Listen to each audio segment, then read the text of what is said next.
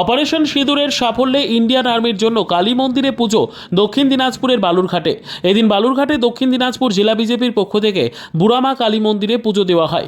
ভারতের জাতীয় পতাকা নিয়েই বুড়ামা কালী মন্দিরে এসে পুজো দেওয়ার পর পথ চলতি মানুষদের প্রসাদ বিতরণ করা হয়। বিজেপির জেলা সম্পাদক বাপি সরকার জানান, ভারতের মা বোনেদের সিঁদুর মুছে দেওয়ায় পাকিস্তানকে যোগ্য জবাব দিয়েছে ভারতীয় সেনাবাহিনী।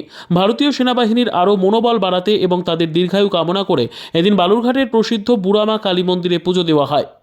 গত মাসের 22 তারিখে পালগাতে আমাদের হিন্দু আর মায়েদের 25 জন এবং নেপালের একজন তাদের সিঁদুর মুছে দিয়েছিল পাকিস্তানের আর জঙ্গিরা। আর তার পাল্টা পরশু রাত্রিতে গত ভোরবেলাতে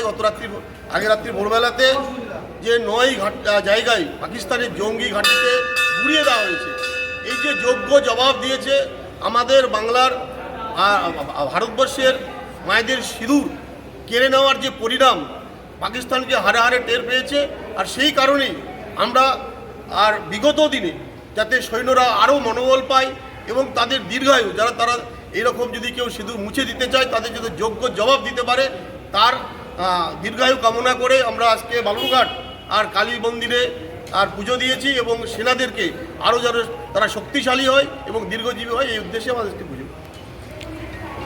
ব্যুরো রিপোর্ট, উত্তর বাংলা সংবাদ।